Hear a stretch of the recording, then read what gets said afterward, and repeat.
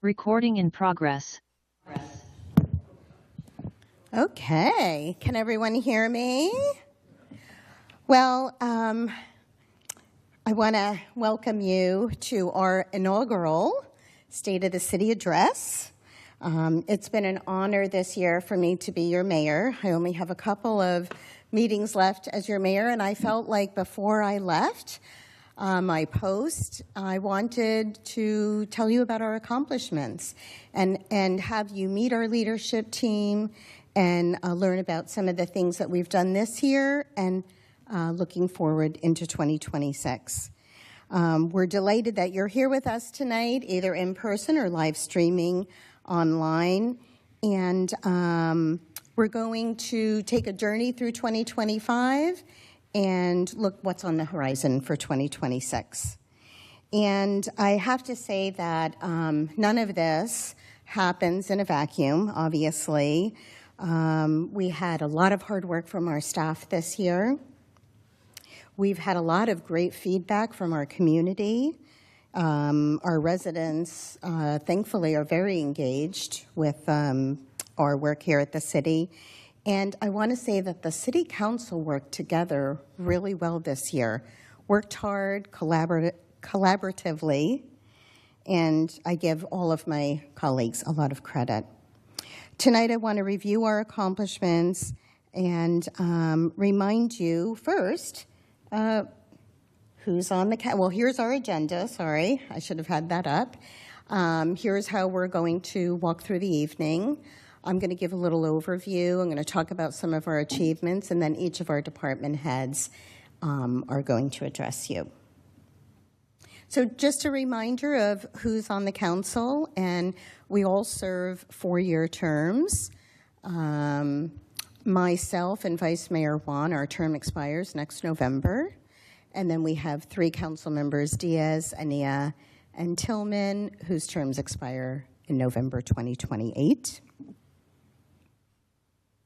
And we, just as a reminder, we set the policy for the city manager reports to us, and then everyone else reports to the city manager. And our city manager will go over that in a moment.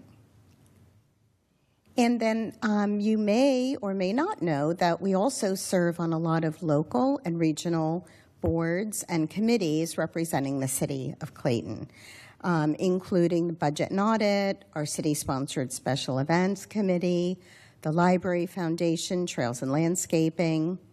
More regional committees are ABAG, County Connection, East Contra Costa Habitat Conservancy, the League of Cal Cities East Bay Division, the Mount Diablo School District, and TransPAC, which deals with transportation issues throughout our region.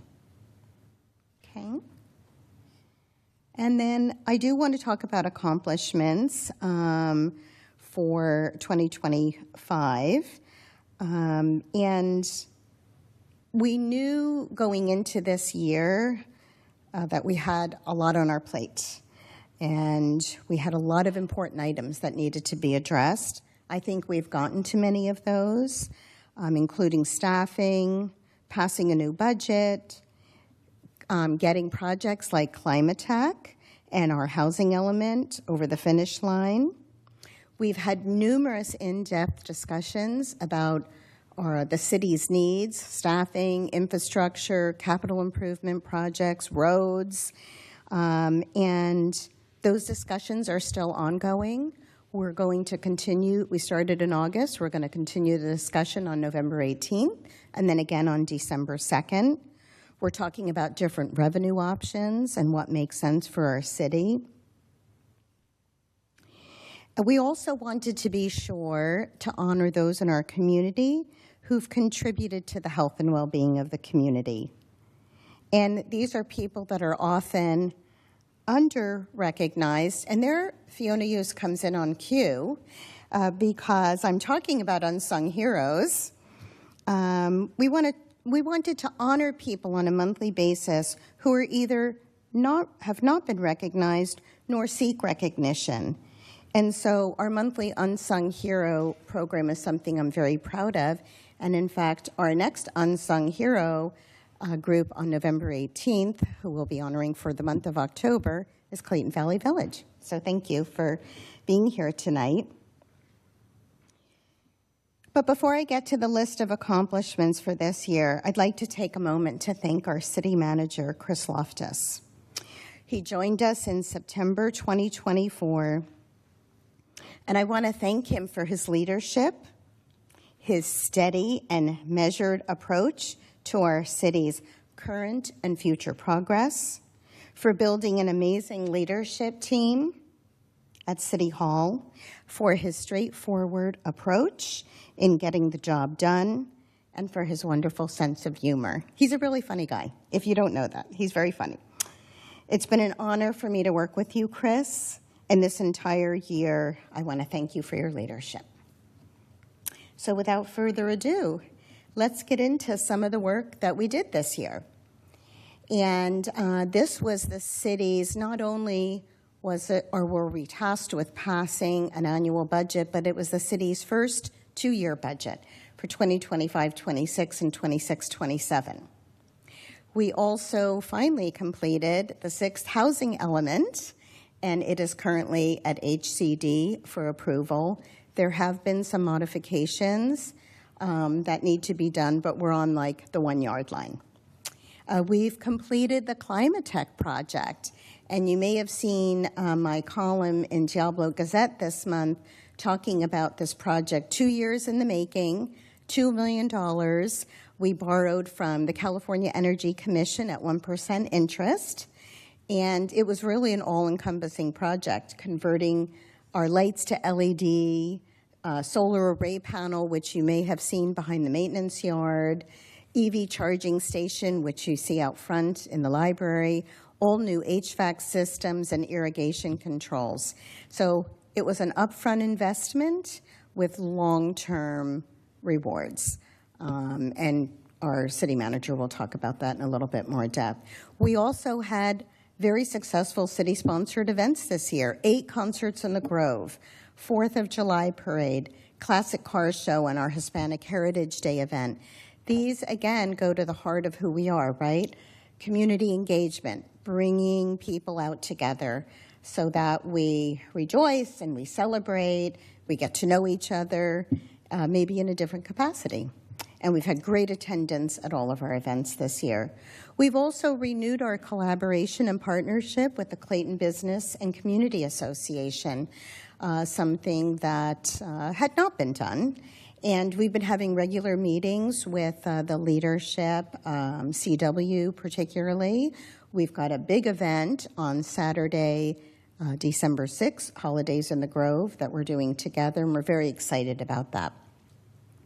We were also able to, there was a passage of the Geological Hazard Abatement District assessment. This is, and again, our city manager is going to talk about this a little bit more in depth, but really the previous assessments were not enough to do simple maintenance, repairs, and build any kind of reserve. And so thank you to those who voted aye. It did pass earlier this year, and we're really going to roll up our sleeves and get that work done in 2026.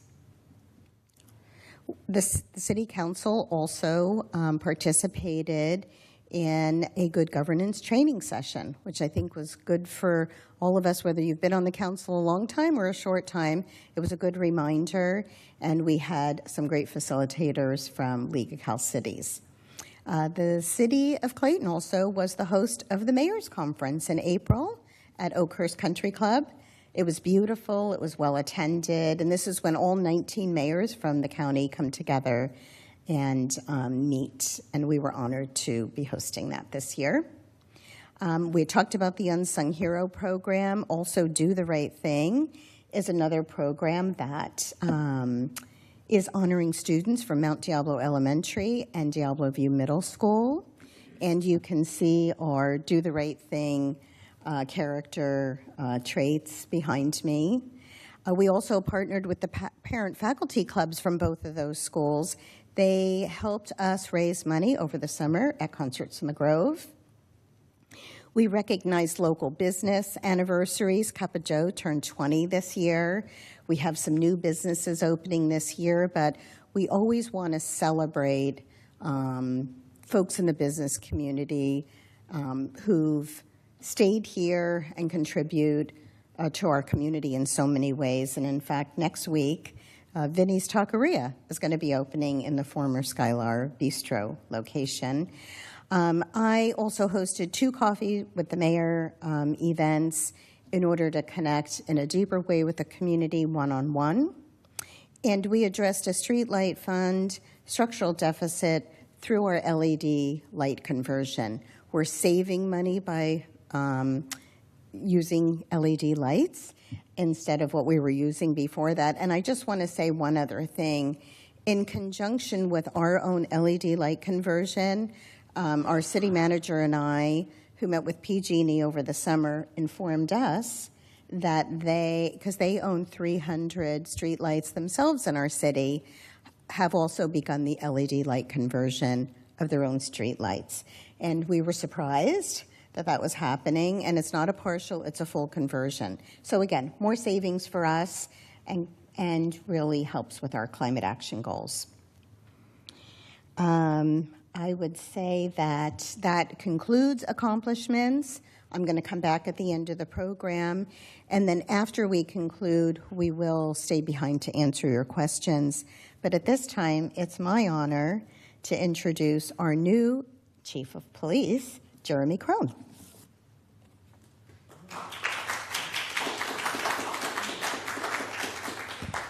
Thank you, Mayor. It's a pleasure to be here with you this evening.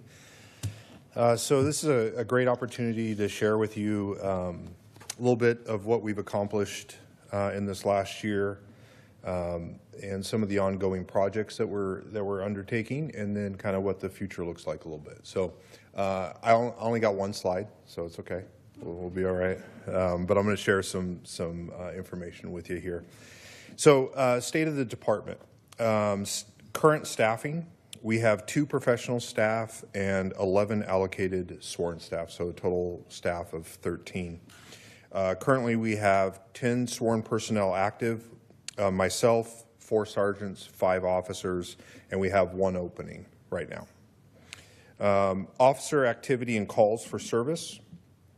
So one of the things we do is in measuring our either effectiveness or what's going on in the community is take a look at what are our officers doing on a daily basis. So this is just to give you a little bit of comparison. And this is 2025 numbers year to date, so obviously we still have 2 more months to go. And I'll compare them to 2024 just to provide a little bit of perspective. So total incidents in 2025 are 3,792 incidents that we've handled. In 2024, we handled 3,900 incidents. So we're on track right now to handle more calls for service than we did in the previous year. Police reports, this year we've taken 379.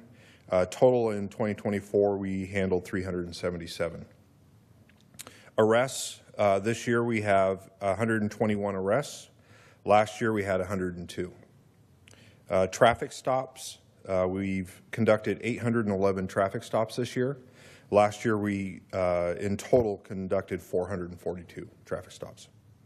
Traffic citations this year, 389, and last year, 526. So what you're seeing there is our officers are really out there in the community. We have a push to be more proactive and to address the needs of the communities, particularly when it involves traffic-related concerns, which is one of the biggest concerns here in the city of Clayton. Last year in review, so a couple things that we focused on this last year, and I've been here since June, so I've been here for 1.5 cups of coffee so far. But a couple things that we've focused on. Obviously, I joined the department, and it's been a pleasure to get to know the community and to work with the staff throughout the city, as well as the staff within the police department. I really couldn't ask for a better place to work. This is a very unique community and a unique city that I take a lot of pride in being part of. So we focused on career development. We believe that is critical to not only the service of the community, but also the development of our people, that they have the opportunity to develop both in the profession and as individuals. So one of the things that this was actually started just before I got here was the rotational admin sergeant position. So the administrative sergeant rotates through the other sergeants, done on an annualized basis. That gives everybody the opportunity to exercise leadership overseeing projects and programs. We've just added 2 additional field training officers. We've also created a training request and tracking process to align with professional development goals of both the police department and the individual officers. That's something that has not been here prior. We've instituted agency orders, which include department directives and personal orders. That allows us to institute policy and practice and directive changes within the police department and be able to track those accurately. It also gives us an opportunity to assess those. We do that on an annualized basis and see if they need to be incorporated into department policy. We've instituted major commendations and awards. This is the first time in the history of the Clayton Police Department that we will be presenting medals of honor to our police officers for their courageous acts within the community. I'm very proud that we're initiating that. We've also adopted CJIS compliant communication for confidential information internally within the police department. This was previously done through other means that were not secure, and now it allows us as a police department to share sensitive information in compliance with DOJ requirements. And we've started an officer recruitment. So we have, for the one position that's open, we started a recruitment, and from my understanding, and maybe I'm wrong, but my understanding is we had the highest number of applicants that we've ever had here at Clayton. And so I'm proud to say that we are creating a momentum here where people want to become part of this police department even more and more than they have in the past. What have we done in the community? Because that's where it impacts you, right? We've upgraded our flock cameras. So we have a much better technology for all the entrances and exits of Clayton so that we can get alerts if there's a wanted vehicle or a vehicle that should not be in our city based on whether it's stolen or part of related to a crime. We get instantaneous alerts on that. That's been upgraded. We've increased our community engagement. We had Chief of the Day. That was done by interim Chief Mort, which I think was a fantastic thing, and we'll continue that into the future. Participated in 4th of July. We held National Night Out right out in front of the police department, which I think was a huge success. The cook, whoever was cooking the hot dogs, did a phenomenal job. I'm not sure who that was. Oktoberfest, we just had that not too long ago. We also participated in Red Ribbon Week at Mount Diablo Elementary, where we presented to 2 different assemblies and are becoming more and more a part of the schools here in Clayton. And then we also had, if you or your kids or your kids came out to the trunk or treat, it was a week and a half ago. We were out there with our new Polaris UTV, and we had it all decorated, and we actually won the dress-up contest. I don't know. You know, we won something. So that was a lot of fun. We've also expanded our social media footprint, which I think is critical to getting reliable, important, and timely information out to the community. And to give you a little sense of what we've done in the last several months. So in the last 90 days, we've had 55,000 views on our Instagram page. We've had 904 engagements, direct engagements with our posts, and we've increased our followership by 25%. So we're trending in the right direction. We're getting more and more information out to the community, and we're seeing that the community is appreciating that information. We've also updated the no-turn signs on Mitchell Canyon Road, which is a school safety thing, a safe routes to school thing. So they now more accurately align with the times that the school is getting in and out, and allows us to appropriately enforce those violations. We've revised our alcohol permit process. So if you're having an event in the city and you're using a city facility, or you're doing some kind of special event, then it's a much cleaner, direct process in order to obtain an alcohol permit. We've also revived our participation in regional enforcement efforts. So over the last several months, we've been participating in regional stolen vehicle and traffic enforcement efforts, and we're seeing that that participation is paying off. The big payoff for that is when it comes to our area, because it rotates throughout the county throughout the year, that other departments in the region are seeing that we're also participating in their events, and they'll be happy to come over here to Clayton and help us out when we have those things. So I'll wrap up with upcoming projects and initiatives. We'll be implementing a scheduling software that integrates with the existing payroll. This is a really important step for our department internally. In the past, we've been basically using an Excel spreadsheet and calendars, and as you can imagine, it's a little tough to track over time, right? So we're increasing that level there. We'll also be providing tow releases on the weekends. We currently did not have that capacity to, if somebody had their vehicle towed, they wanted to get it out of storage or get it released from the police department on the weekends. We did not have that capacity to do that, and that will be happening very soon. So that way nobody's going to be delayed on the weekends or holidays of needing to get their car out if they need to. We'll also be submitting a grant through Homeland Security, and that's going to be focused on increasing our capacity through equipment for community safety and for investigation purposes. We'll also be focusing on leadership development upon all aspects of the department, and also you'll see an increase in our department-driven community engagement. So appreciate your time. Thank you. Obviously, I'll be here and available afterwards for questions when that time comes. So next, Craig, please.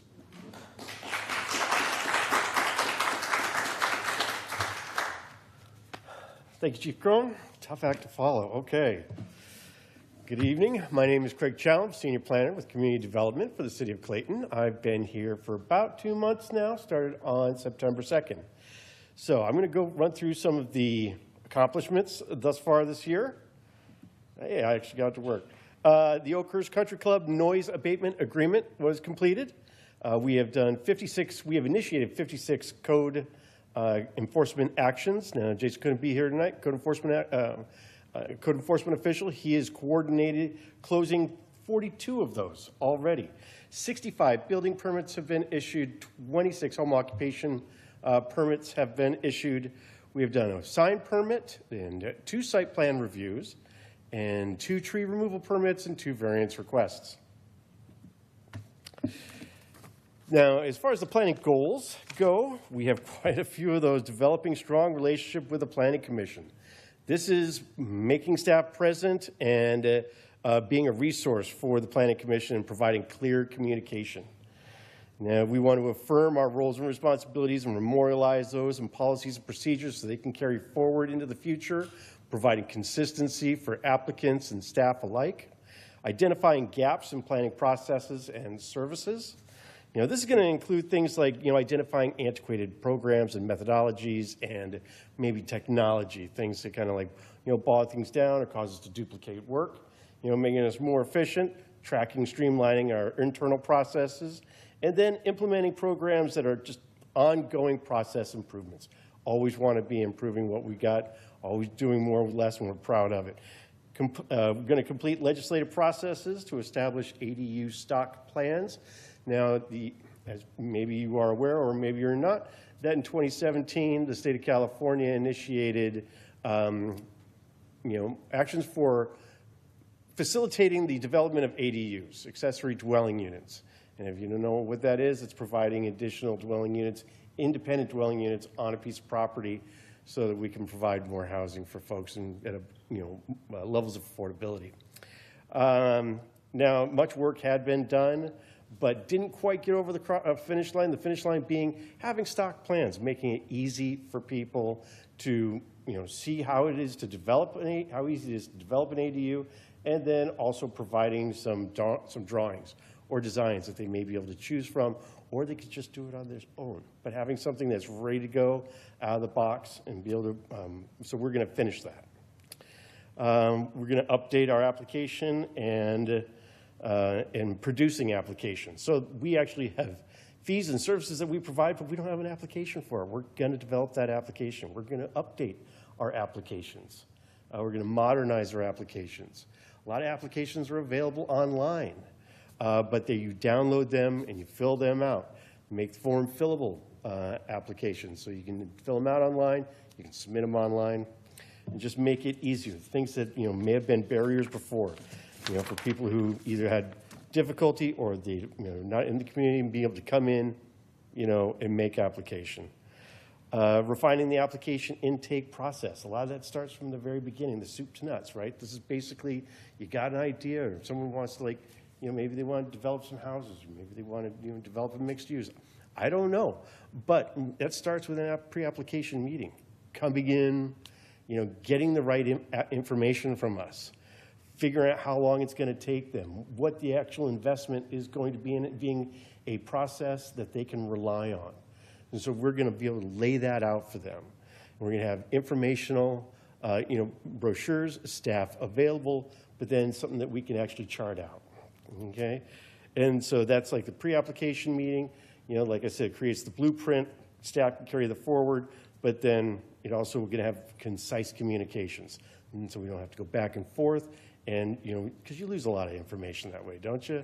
Or the gaps in time, and then, things just get messy, and then people don't understand. Yeah, we're going to fix that. Develop systems to capture and reimburse expenses, development projects. Now, like the pre-application meeting, that's just one example. So, for instance, we spend a lot of time talking to people.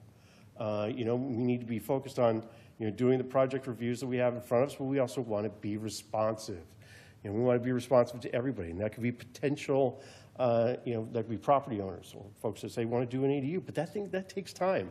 You got to get information from them. You want to make sure they're getting the right information, but we're not getting reimbursed for any of that time.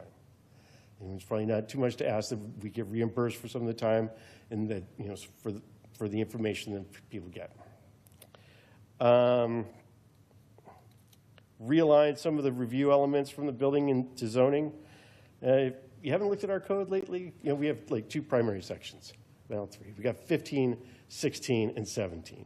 And 15 is this building section. And the building section has got some elements in there, like EV charging stations and regulations that we have for trees, and like removing trees and making sure that trees get replanted. But these things are also elements of development. And when you segregate them off into another section of code, it's like, do I need a land use process? Do I need land use to do something like that? Here I'm just going to make applications. Well, actually, that's part of a larger process. Yes, you do. And so we're going to, consolidate that. We're going to, have more of a unified development code in our zoning section. And then reviewing, updating various municipal codes. So that's part of it. But also we want to reflect best practices, and we want to make sure that we're staying up to date with legislative changes at the state level, so that, if they're, plug up, either like, loopholes or things that we may not be being reimbursed for, we can change that in our code.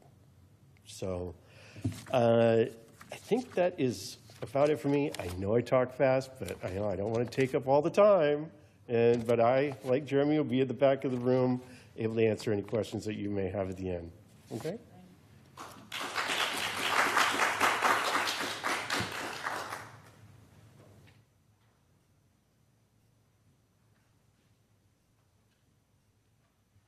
Thanks, Craig. My name is Dennis Bazanich. I'm the relatively new Administrative Services Director here for the City of Clayton. I started with the city back in the middle of April, and started out as a management analyst. I've worked, this is my first city I've worked for. I've worked in county government for 25 years, and so this is really great. It's also close to home. My wife and I just live over in Turtle Creek, and so we're very close by, and we've enjoyed Clayton for many, many years and participate in many events. We eat dinner here regularly, and so we feel like we're a part of this community as well. So it's really thrilling to be able to work here so close to home. So I just want to touch a little bit of the things I'm working on. So as the Administrative Services Director, I oversee HR, budget and finance, IT, and whatever else Chris doesn't want to work on that day. And so it's pretty simple and keeps me busy. One of the things we're working on now is contracts and our procurement processes.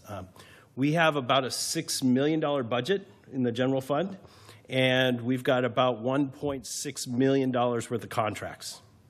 And when you think about that, that's the second largest part of our budget other than personnel, which is about $4 million.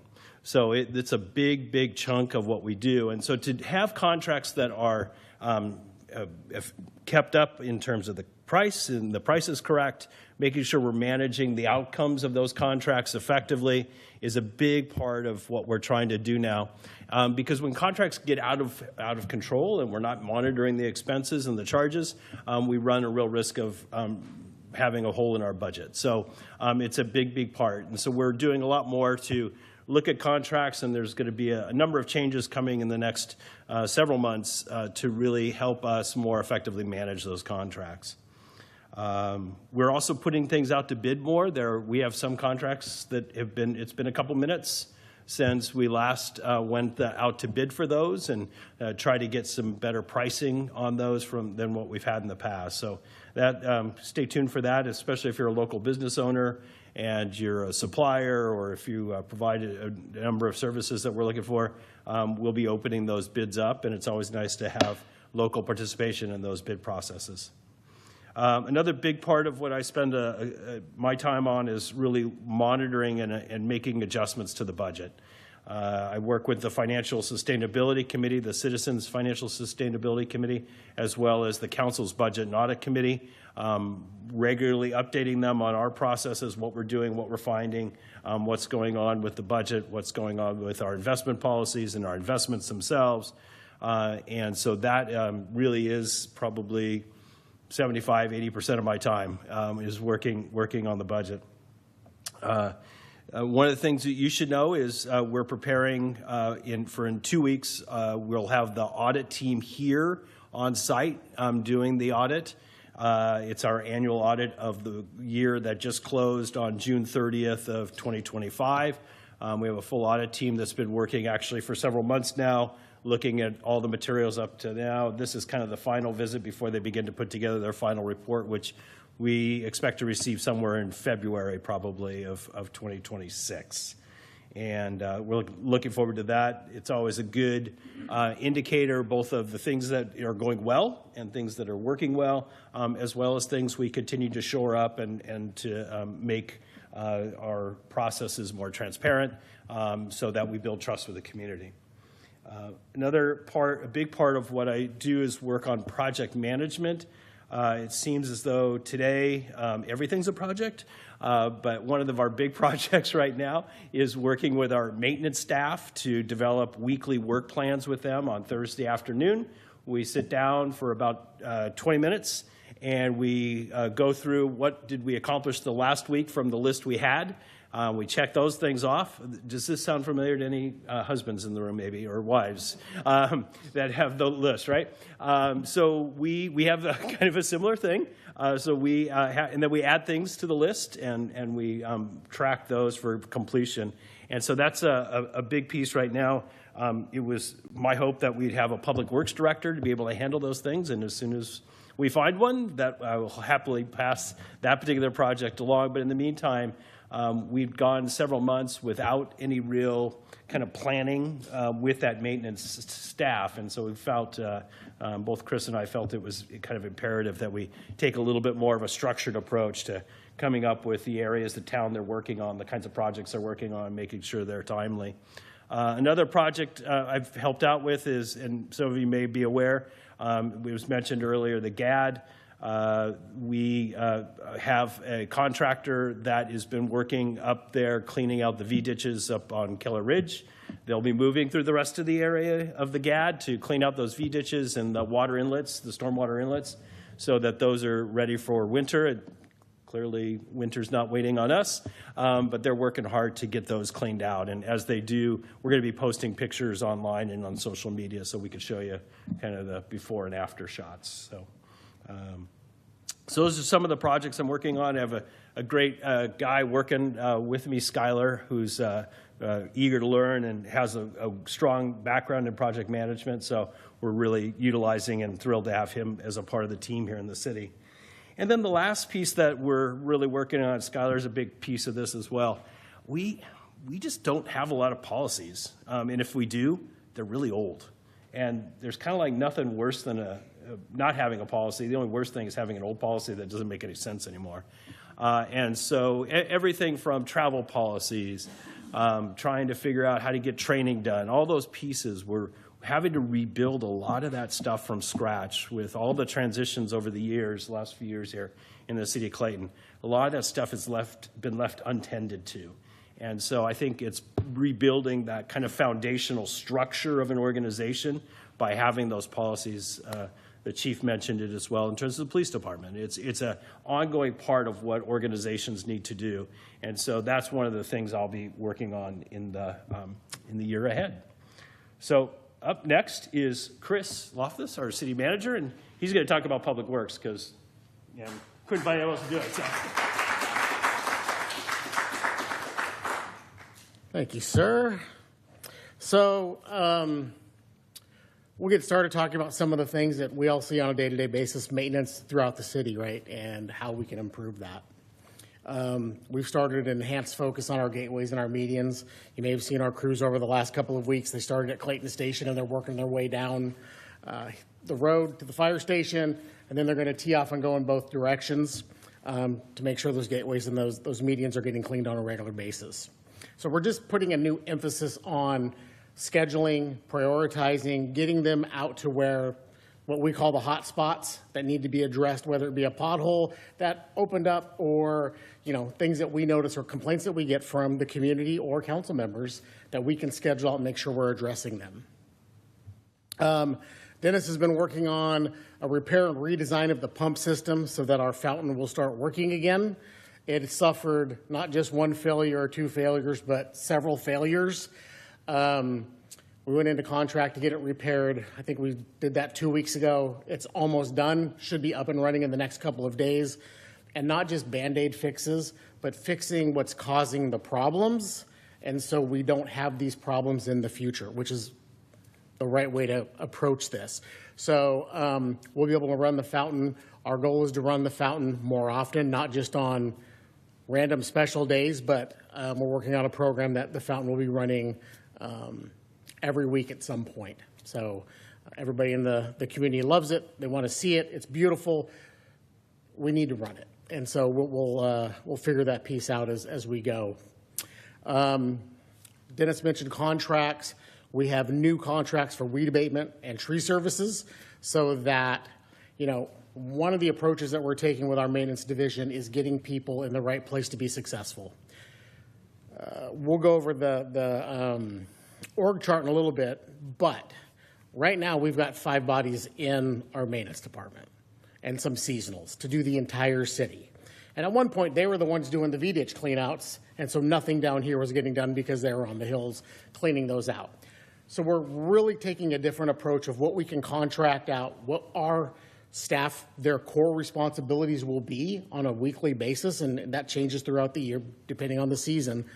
But looking how they complement each other so that the work is getting done at the right time. And, one of the things I'm very aware of is our guys are tired. They're burned out.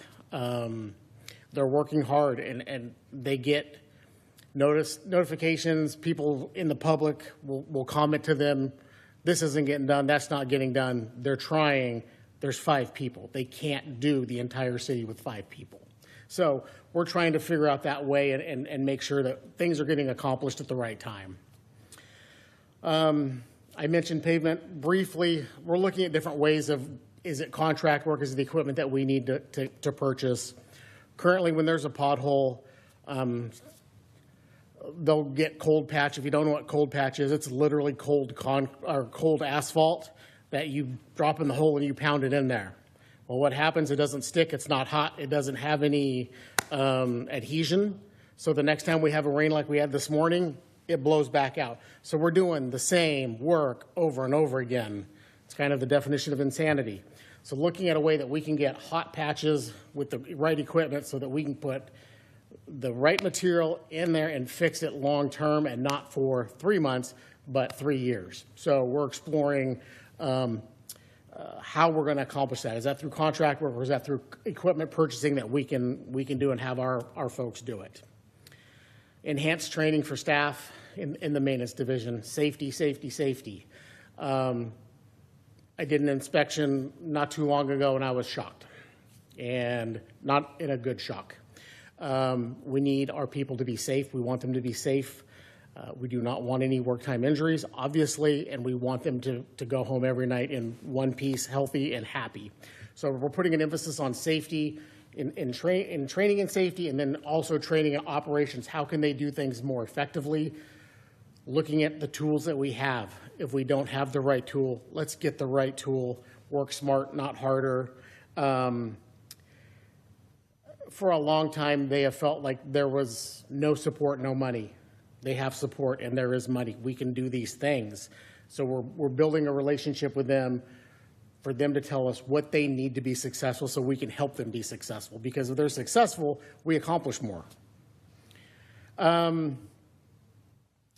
Dedicating faster response to maintenance issues, including irrigation, vandalism, graffiti, street lights.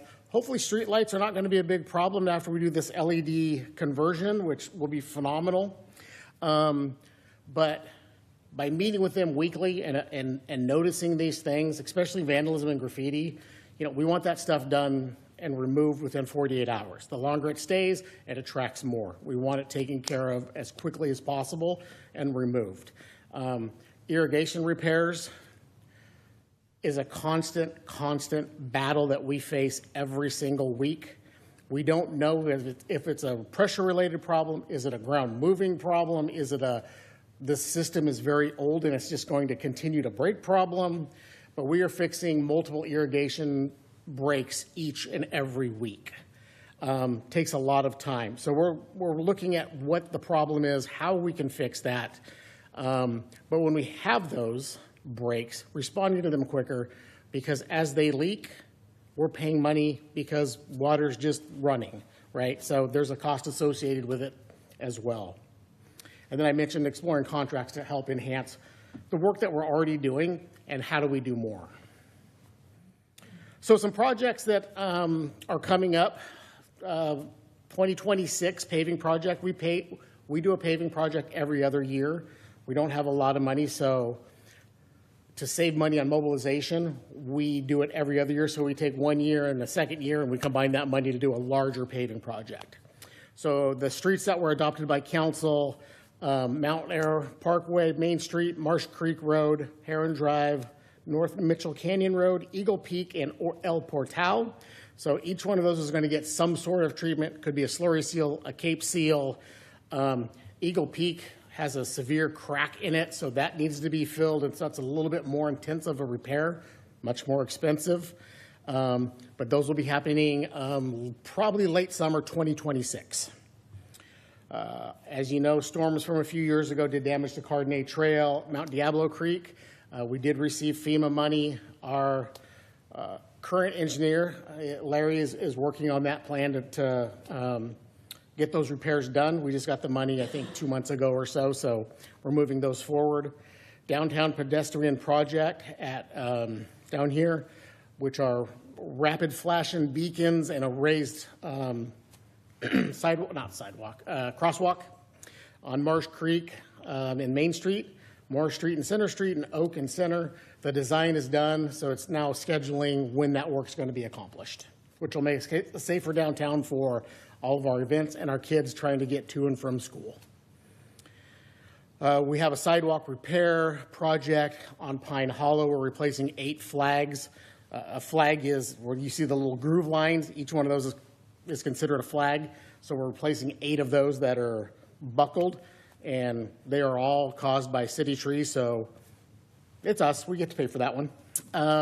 And then we have a pathway installation project on Mitchell Canyon between Pine Hollow and 4 Oaks.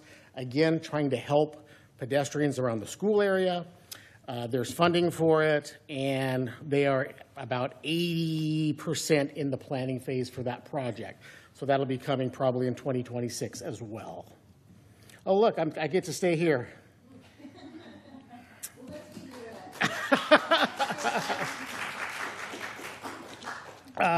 So we'll talk about some staffing models. We've gone through a lot of changes over the last year. I've been the city manager here for just a year and 2 months-ish, and we've been through a lot.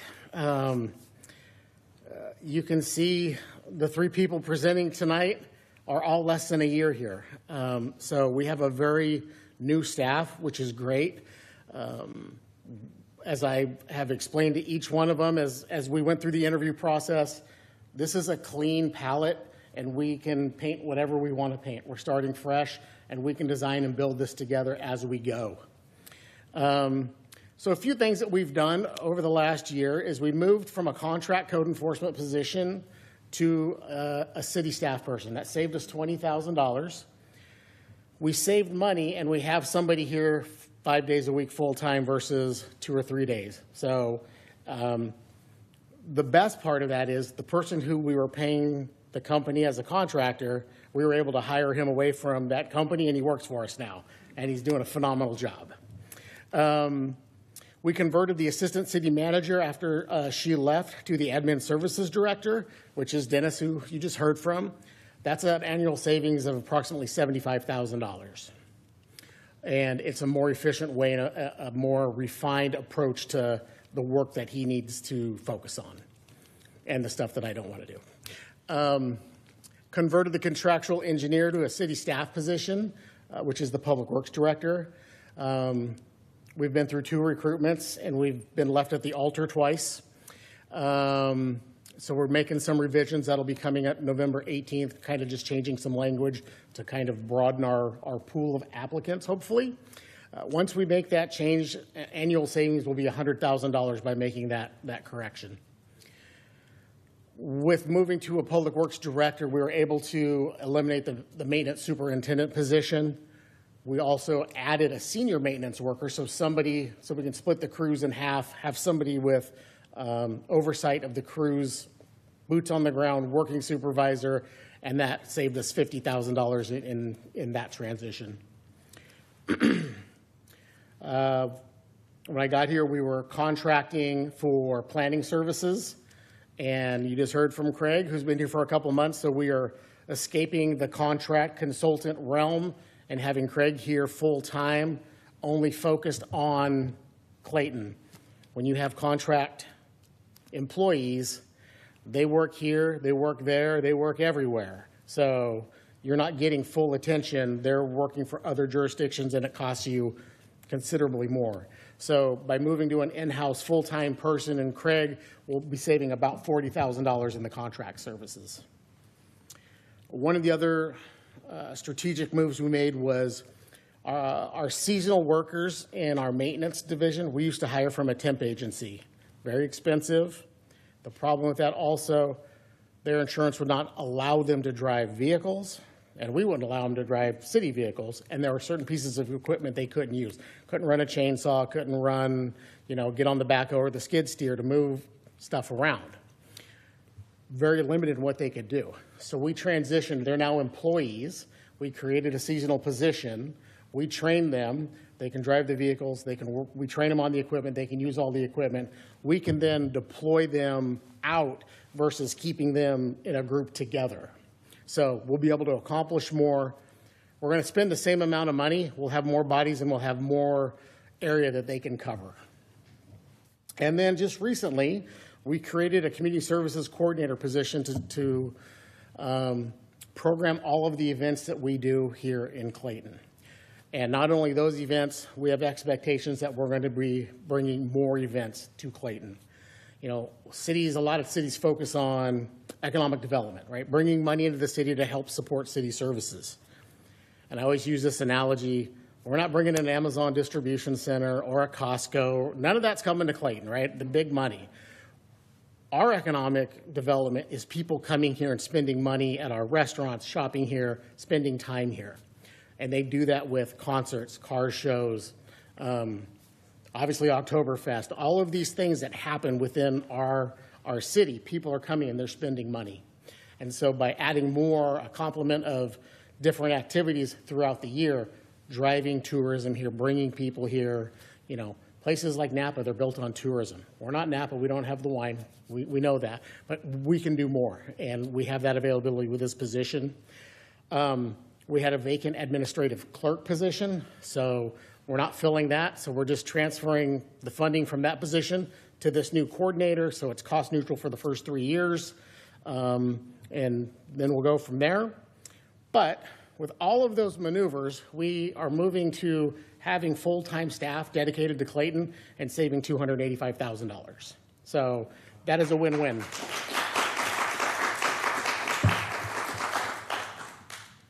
So you probably can't read that. It's a little small, sorry. We have 32 and a half full-time equivalent positions. We were at 27 and a half. You know, oh my God, how did we go up by 5?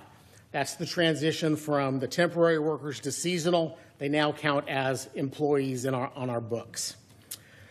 So very simply, we don't have a large organization. I like to say we have single points of failure, and you can see that. There's no backstop. Our admin services director, who you heard from, Dennis, has a project manager, an accountant, the community services coordinator, and then we have a part-time person that works at the front counter and helps us with the rentals at parks and the various facilities at Endeavor here at Hoyer. Chief told you what his entire department is. 4 sergeants, 6 officers. We're at 5 right now. It's got a police office coordinator and then an admin clerk downstairs as well. Public Works Director is vacant currently, hopefully for not much longer. Then we have 2 senior maintenance workers, and we're staffed with 4 maintenance 2s. We'll have 3. We're making some changes there. And then we have 8 seasonals. And then, as I mentioned earlier, backfilling the work with contracts. Senior clerk, she's hiding in the back if you haven't met Leticia. She's back there. She's been with us for about 3 months, about the same time you started, right, Craig? I think, pretty close. And then we have the senior planner, and the community development technician is kind of a multi-hat role. That's our code enforcement officer, but also helps Craig out with various things in the planning world, in development. So we are a lean, mean machine, but we're getting stuff done. So what does the future hold? You've heard about the GAD, went through the vote, got infused with money. We're getting the V ditches cleaned out appropriately this year. We're building out a long-term plan. Basically, those V ditches on the hills, the water goes in, runs down, so you're not eroding the hillside. All of those need to be inspected. We know there is internal damage. We know they have to be repaired. We will now have the money to do those repairs, to make sure that the maintenance is done appropriately and that the repairs are made as needed. So really building out a plan for both maintenance and capital improvement. But the first part is going to be the inspection, so that we know exactly what work needs to be done, how much it's going to cost us to do that work, and as money's coming in from the tax roll, how we program that accordingly. Financial future, the mayor talked about revenue enhancements. Those have been ongoing conversations. So that'll continue. We'll continue those conversations and options with the council, and whatever policy they end up with, then it'll be up to staff to put that work together, work with the community, and start moving in that direction, whatever that may be. Staff development. I've said this a couple times. We got a green staff. I'm green. A year and some change is not a long time in the chair. So one of my main focuses is staff development, building a team, creating goals and objectives. We spent a day earlier this week in a 3-hour staff meeting, which everybody loved. And we recognized 48 items that we need to address in the next year. It's daunting. It's a lot. But they're all achievable. So the next step is to prioritize those. What are we doing first? What are critical needs, and start building a plan around those 48 items. So let's see, talked about additional community events. Developing a City of Clayton flag. So that came up almost a year ago as an initial discussion. We'll be bringing it back on November 18th to move that forward and what that design looks like and how we adopt a flag. So that discussion is continuing. So eventually we will have, if council agrees, a new city flag. City Hall communications plan. How many of you have been to our website? It's amazing, isn't it? You can find everything you need with 2 clicks, right? No, okay. We are going to pipe bomb the website soon. We are going with a new company. Eventually, we're in the final stages. I think that should come at the next council meeting for approval. We have a number of satellite softwares that we use in different areas to run the city. We're looking at migrating to a one system where all of these things are housed in one company. That way, when we need help, we call one company, not looking at all of these different things. Financially, it's a wash, it's simplicity, and it's improvement. Making our website kind of move into the current versus the past with a ton of different features that will make the community members' lives easier to find information, but it'll also help us because this system has built-in AI, putting all of our information in. So if you want to re-roof your house and want to know how do you get a permit, and you type that in, it'll tell you this is the fee, these are the fees, this is the application, here's the process. It'll line it out for you. So when you talk to Craig, you already have everything you need. You're that much closer to getting your work accomplished versus right now, calling Craig, leave a message, he'll call you back, you're not home, and it drags the process on. So we're trying to streamline everything, including rental facilities, going to this one website where you can book Endeavor Hall for your kid's graduation party, do everything online, pay your fees, upload your insurance documents. We never have to see you. You don't have to leave your house. You can do it in your pajamas, right? So all of these functions that we're looking at to make things streamlined, I look at it as we have a very thin staff. This is a force multiplier. This is having extra work being accomplished without actually having a person physically doing the work. So there's a lot of other things that go along with this, and we'll be going through those and rolling this out. Our plan is spring of next year, so before we get to summer, we should have this implemented and ready to rock. Chief's done a great job with enhanced social media. Our project manager, that's one of his tasks of the 49 items is enhancing our social media presence, getting information out, sharing on a regular basis, getting photos out there, like Dennis mentioned with the V-ditches, what it looked like before, this is what we accomplished. So when we're doing things, especially on the maintenance side, when we're doing road work, what it looked like and where your money is spent, what it looks like now that we've done the improvements. I think that's really important to capture. I'm committed to starting a regular interval of community newsletters, just updates of what's going on. It's the stuff that I'm talking about, that is happening in maintenance, our CIP projects, when we hire new staff, new faces, introducing people to staff, focusing on kind of building that relationship with the community and keeping them informed of what's happening out of City Hall. So that'll be coming after the new year. And then the big one that we've wanted to implement forever, it'll come with the new website, is reporting system for our maintenance department. So when you see a pothole, you can take a picture and send it. It GIS tags it. We know exactly where that pothole is. You walk away, it comes to us, goes to the Public Works Director. He then schedules it and assigns it to a staff person. It goes on their queue. They have X amount of time to fix it. So those things that you see driving down the street, there's weeds growing that we haven't noticed. You send that to us. We capture that information, and the Public Works Director can then track the staff and make sure that it's getting accomplished, that work is getting done. So that's huge for us. A couple things that aren't listed here. library refresh project. So there's a project that I feel like I've been working on since the day I started. This facility, I don't know why. Do you think we need new carpet? I think it's beautiful. New carpet, new paint, some new furniture and bookshelves in the library, possibly new circulation desks. So just a kind of a facelift, if you will, of this building that is kind of like our community center. It's kind of the hub for the community. So we're investing some money.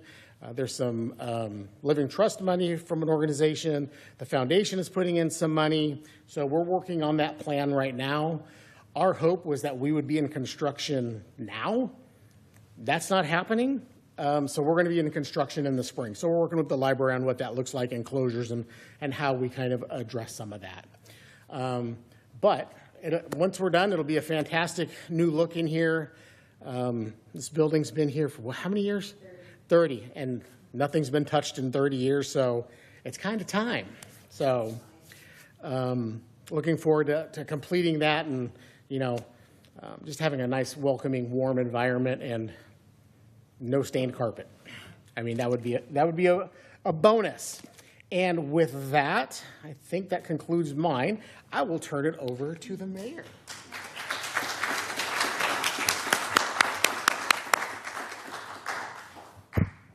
Well, thank you, Chris. Thank you, Chief Crone, Craig, Dennis. Really, it's been a joy working with all of you. I know how hard you work. I hope this has been an insight to some of what we're doing and planning on doing for next year. There's a lot going on behind the scenes, and it's all to improve our quality of life here in Clayton and your experience with us.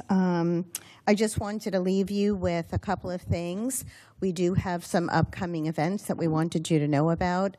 Our Budget and Audit Committee meeting is meeting again on Monday, November 10th, right here in this room at 4 o'clock. Climate Tech, in light of us completing the project in September, we're having a celebration, and it's called Flip the Switch. This is where, actually, the switch has been flipped already by PG&E. Thank you. They did that almost immediately. But we're going to celebrate the completion of this project in front of City Hall on Monday, November 17th at 4 p.m. And there's going to be refreshments, and we are really excited about this 2-year project coming to a completion. We have, for the remainder of the year, 3 more City Council meetings. Tuesday, November 18th, December 2nd, and then December 16th, all at 7 p.m. here in this room. I am hosting a walk and talk. You may have seen a flyer at the front desk. If not, be sure to grab one, or I can send one to you. Clayton is going to be getting a brand new East Bay Regional Park over the next couple of years, but we want to give anyone who's interested a little sneak peek at what Clayton Ranch Regional Preserve is going to look like. And my colleague, John Mercurio, who's our district representative from East Bay Regional Parks, is going to be joining me, and we're going to be there November 22nd from 10 to 12. And we're going to be meeting at the trailhead for Black Diamond in that little parking lot, and some overflow parking grant in your gravel area in case we need it. The last couple of things, Holidays in the Grove, Saturday, December 2nd. Again, this is in partnership with the Clayton Business and Community Association. We're super excited. We've added some new fun things to this year's program. It's lots of fun, family-friendly. Santa will be there, lots of little surprises. And then, of course, the lighting of the menorah, December 14th to the 22nd in our Corral Plaza, another tradition that we've continued to do. I just want to say, again, thank you for coming. Thank you for anybody who's at home watching. This has been a wonderful year for me.